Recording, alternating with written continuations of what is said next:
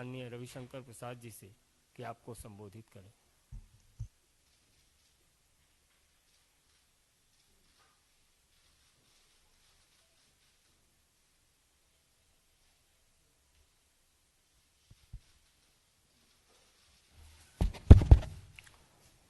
मित्र और संबित पात्रा, श्री शास्त्री जी, संजय मयूख जी, सभी पत्रकार मित्रों, नमस्ते।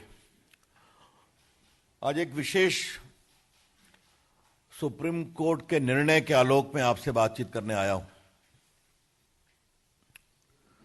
आज सुप्रीम कोर्ट का फैसला आया है जिसमें पीएम केयर फंड को एनडीआरएफ में ट्रांसफर करने का एक प्ली हुआ था और यह बार बार विरोध किया गया था कि पीएम केयर्स को मिला दिया जाए। सुप्रीम कोर्ट ने लंबी बहस सुनी थी। उसमें कई ऐसे वकील लोग भी थे जो प्रामाणिक रूप से मोदी सरकार के कई विरोध के केस करते रहते हैं, ये उनका विवेक है। आज सुप्रीम कोर्ट ने अपने रिजर्व जजमेंट को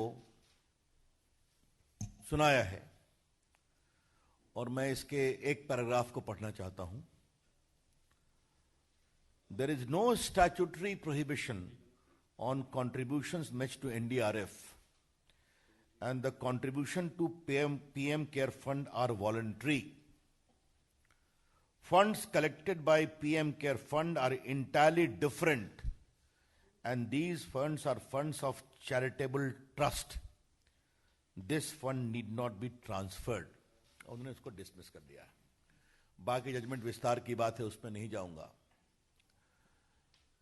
एक बहुत महत्वपूर्ण बात जानना चाहिए कि पीएम केयर फंड से अब तक 3,100 करोड़ रुपए दिए गए हैं कोरोना की लड़ाई में, जिसमें 2,000 करोड़ सिर्फ वेंटिलेटर के लिए दिए गए।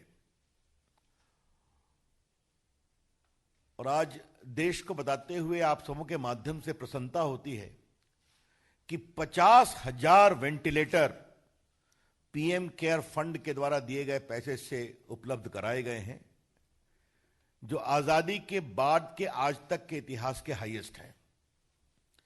The 50,000 ventilators provided to take care of emergency needs of corona patients is the highest since independence as far as ventilator provisions are concerned. लगभग 1,000 करोड़ दिए गए हैं राज्यों को जो हमारे प्रवासी मजदूर आए उनकी व्यवस्था करने के लिए, और लगभग 100 करोड़ रुपए दिए गए हैं कोरोना के खिलाफ वैक्सीन के अनुसंधान में मदद के लिए। तो 3,100 करोड़ की बड़ी राशि कोरोना की लड़ाई के लिए दी गई है।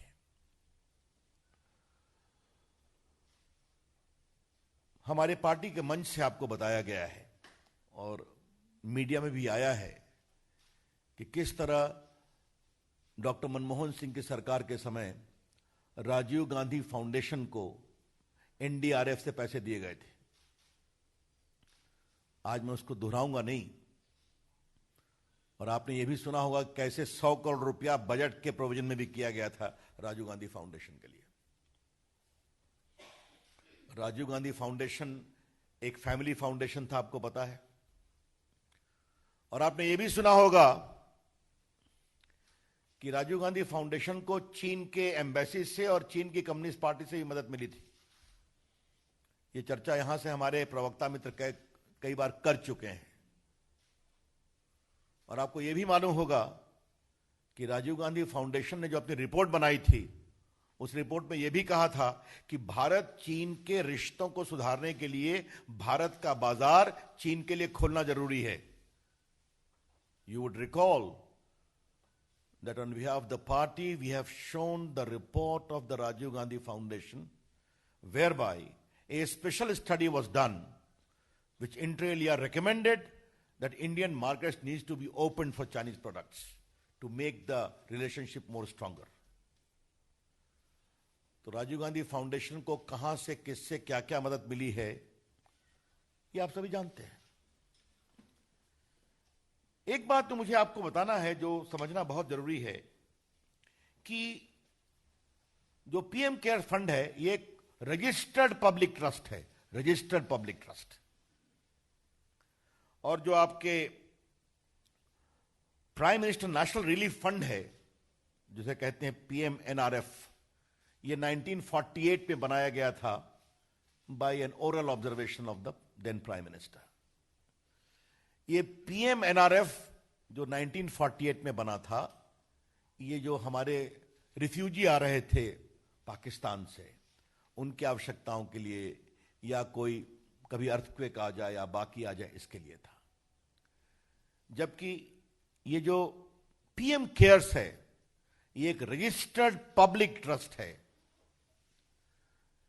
जिसके प्रधानमंत्री अध्यक्ष हैं, और ये कोविड ऐसी इमरजेंसियों के लिए बनाया गया है। ये बात समझना बहुत जरूरी है, दोनों में बहुत अंतर है।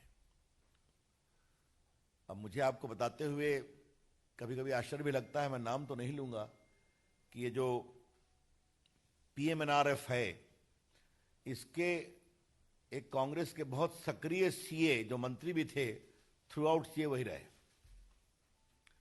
अब ये भी आप समझ सकते हैं, और इससे अधिक बोलने की आवश्यकता नहीं है।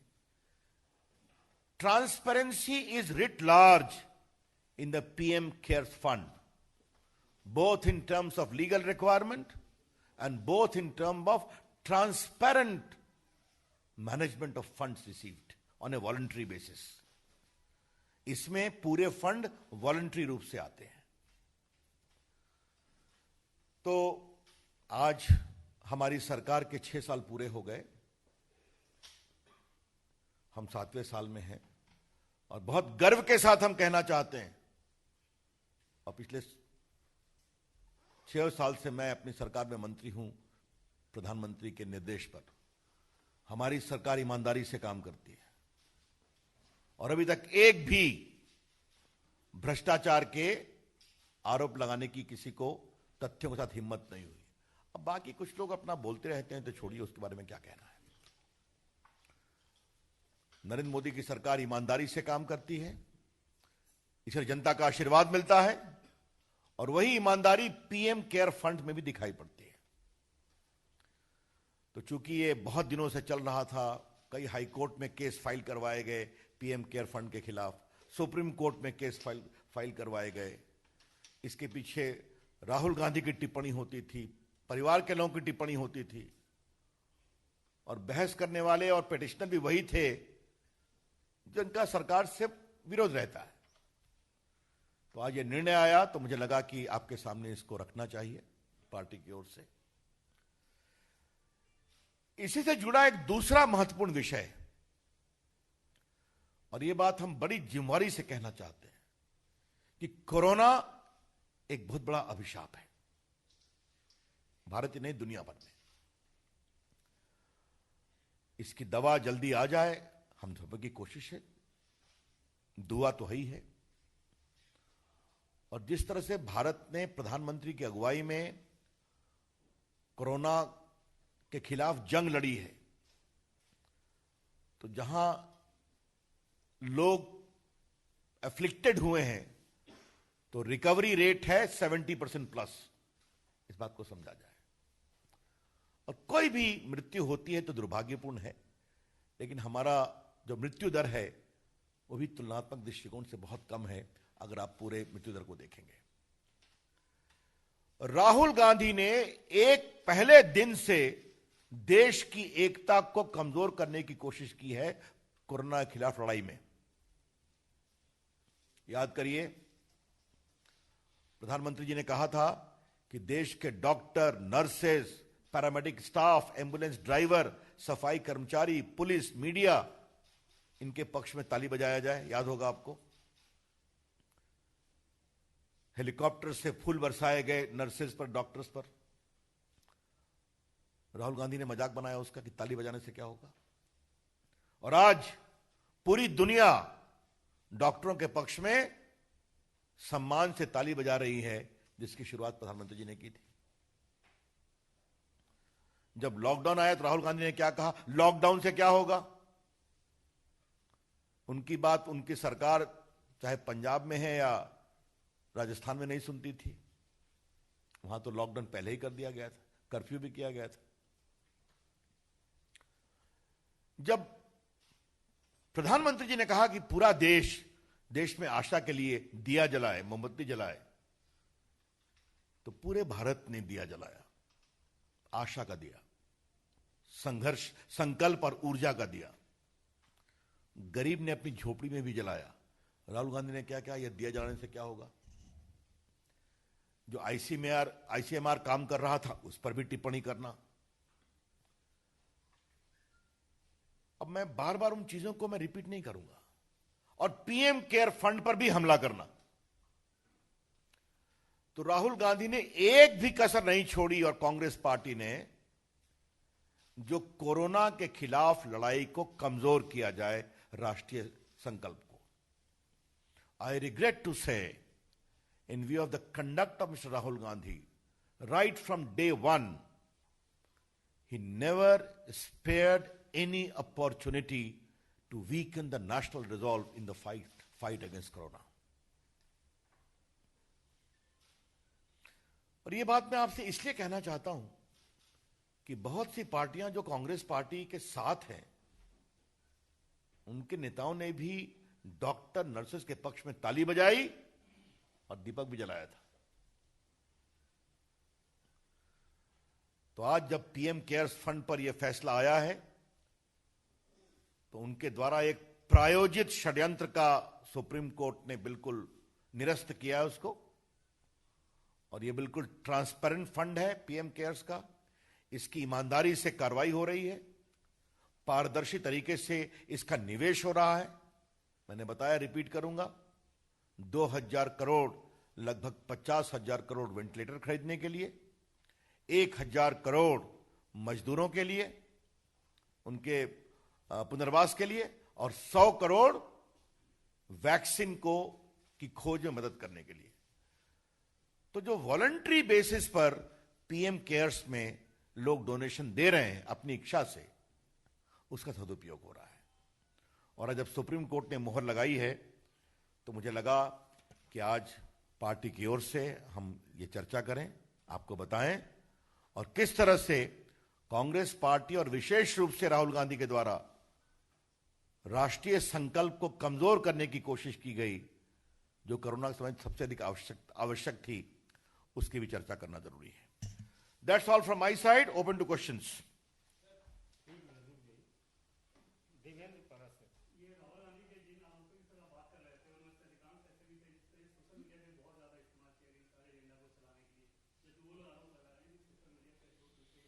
उस पर मैं बाद में बात करूंगा। इस पर पीएम केयर्स फंड पर कुछ पूछना है किसी को?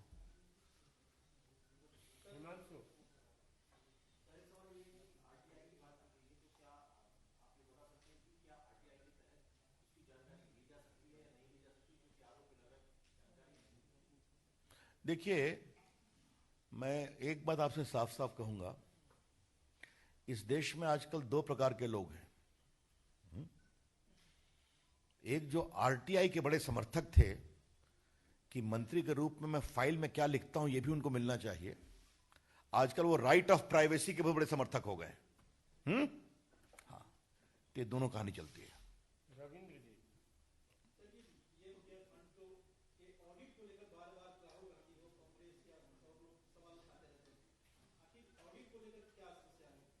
कोई समस्या नहीं, ऑडिट होगा।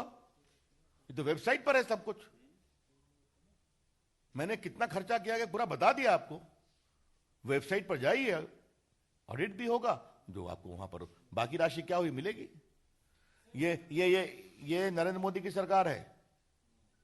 यहां पब्लिक ट्रस्ट बना है, रजिस्टर्ड हुआ है, कौन कौन ट्रस्टी हैं ये भी पता है, बाकायदे ऑडिट होगा और देश को बताया जाएगा। सब कुछ वेबसाइट पर है। यहां यह नहीं होता है कि बजट में राजीव गांधी फंड को फाउंडेशन के लिए 100 करोड़ और बाकी एनडीआरएफ के फंड से फाउंडेशन को, ऐसा नहीं होता है।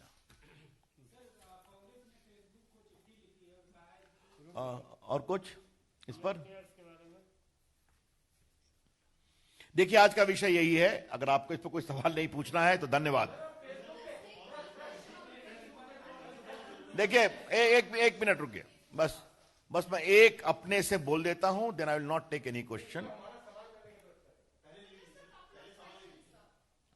अच्छा, सब अपने सवाल दे दीजिए, मैं बस एक जवाब दूंगा। सब लोग एक मिनट कॉल में एक एक करके सवाल दे दीजिए, फिर एक बार जवाब हो जाएगा।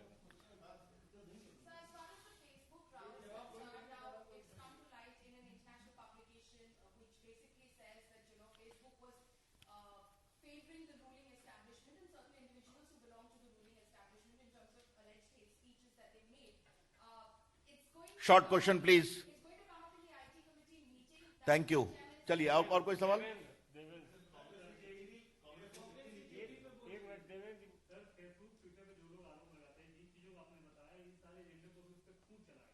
चलिए, धन्यवाद। और कोई सवाल?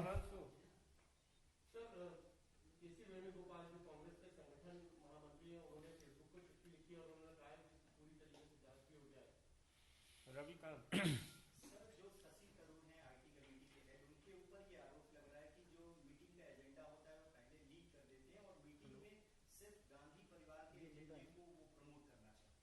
अमित जी यामिन। चलो, धन्यवाद। राहुल, देखिए, इसके दो विषय। पहला विषय है जो एक वॉल स्ट्रीट जर्नल में चीजें छपी हैं, वो विषय फेसबुक अपना तय करेंगे, ये उनकी पॉलिसी सिस्टम है। कल मैंने राहुल गांधी के ट्वीट का जवाब ट्वीट पर दिया है, जिसको आपने देखा है, आपने चलाया भी है। वो पार्टी की ओर से प्रामाणिक स्टैंड आपके सामने है। जहां तक बाकी सवाल है, पार्टी के आईटी विभाग की ओर से बताया गया किस तरह 700 पेजेस जो बीजेपी के समर्थक के थे उसको हटा दिए गए फेसबुक के उस पर से, आपको मालूम है। तो ये भी एक सच्चाई है। बाकी इसके बारे में पार्टी के वरिष्ठ प्रवक्ता लोग बैठे हैं, आगे आपको बताएंगे। लेकिन मैं आपसे एक बात अवश्य कहूंगा, मैं किसी प्लेटफॉर्म का नाम नहीं लूंगा। अगर प्लेटफॉर्म पब्लिक प्लेटफॉर्म है तो हर विचार के लोगों को अपनी बात रखने का अधिकार है।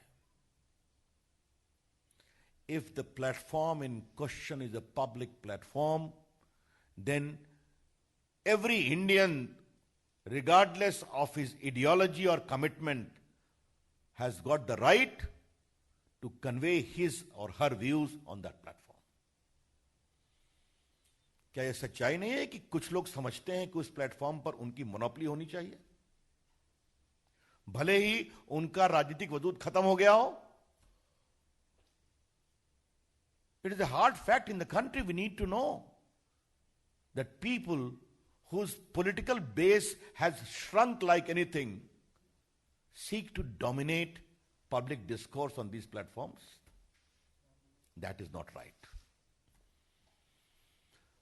जहां तक हेट वगैरह की बात है, अब ये चर्चा का विषय है और मैं स्टैंडिंग कमेटी पर कुछ बात नहीं कहूंगा, क्योंकि वो पार्लियामेंट्री कमेटी है, उनका अपना तरीका काम करने का है, अपने नियमों के अनुसार वो काम करें। लेकिन अगर हेट स्पीच की बात है तो आज मैं पार्टी के प्लेटफॉर्म पर बैठा हूं तो दो उदाहरण देना चाहूंगा। सोनिया गांधी ने कहा था अब आर पार की लड़ाई होगी। यह हेट स्पीच है या नहीं? और राहुल गांधी ने दिल्ली में पब्लिक मीटिंग में कहा था कि देश के लोग प्रधानमंत्री को डंडे मारेंगे। यह हेट स्पीच है या नहीं है? It is a text book case of instigation for violence. ये समझना चाहिए। चर्चा होगी तो देखा जाएगा। That's all from my side. हां, एक मिनट। राहुल गांधी जी ये समझते हैं कि जो हमारे लायक काम नहीं करता वो संघ आरएसएस और बीजेपी के दबाव में है। अब इसके बारे में क्या कहा जाए? देश की जनता इसका जवाब देती रहती है। धन्यवाद। Thank you.